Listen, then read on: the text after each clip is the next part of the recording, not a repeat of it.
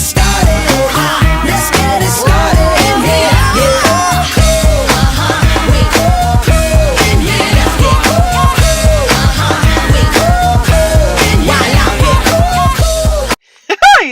Hiya, pal! Yo, what is up there, guys? Ed the Wiz back at it again for another video, and what we're going to be doing is the analysis for the latest Season 3 promo of Star vs. the Force of Evil video that we had involving Eclipsa, going over it, analysis, all that great stuff right here, right now, so let's get right to it. Okay, so if we go ahead and look at the first frame right over here, we can see that Glossric, Glossric is not A-okay, still looks like he's kind of out of it. We did see before in the previous promo where Glossric was hanging with Star by like a string or whatever, he was kind of floating, his eyes were kind of out of it. It looks like Star managed to find a way to bring his body back. However, when it comes to his whole mind, his soul and all that stuff, yeah, he still seems kind of out of it. But then we go ahead and we see Eclipsa grab onto Glossric. She kind of rubs on his little gem on top of his forehead, and it looks like she was soothing him, keeping him all together. So then we have Star over there being like, you know, teach me how you do that. I'm going to assume Star witnessed that, which is why Star goes on to say, please tell me how you did that and show me how to do it right now. And then we get our first look at Eclipsa right over here without her hat on and everything. She's like, well, you know, that sounds like a delightful idea. But then we got Queen Moon and the gang, everybody stomping in, and yo, they are not playing games, quickly trying to grab Eclipsa and get her away from Star. Looking back at this real quick, one thing that I just happened to notice is that the door has the same pattern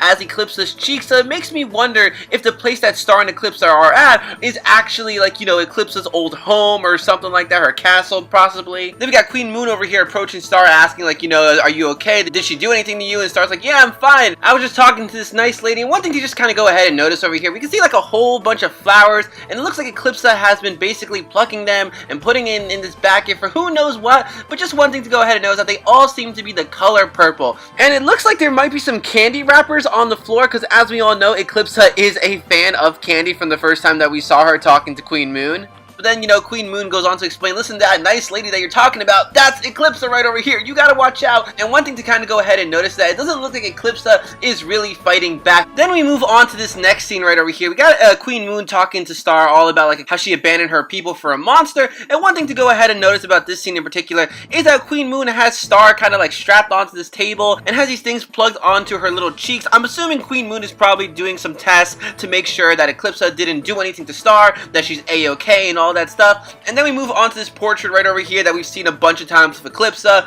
Glossric, and the monster right over here. Now, one thing that I'm really considering and one thing that I'm really thinking, I feel as though Eclipsa is going to end up bringing back that monster back to life. As you may recall, for like the season finale, I believe it's called like Monster Bash, Monster Mayhem, something like that. But you know, it's got the title monster in there, and I'm assuming the monster that's in this portrait by now is probably dead. Since, you know, Eclipsa has been in prison for like hundreds and thousands of years and all that stuff, I feel as though her goal is going to try to bring back the one that she loved, aka the monsters. And hey, since she's bringing back monsters, maybe, just maybe, Toffee might end up coming back to life. I've already said this before, I'm kind of done with Toffee, but hey, that's quite the possibility. But then we move on to the next clip, and then we got Star over here being like, really? You imprisoned her because she was in love? And we all know Star is going through a little bit of love drama here and there, so I feel as though with that, she's gonna kind of relate to Eclipsa in some way, shape, or form. However, I feel as though there's a lot more to the story than just the whole loving the monster thing.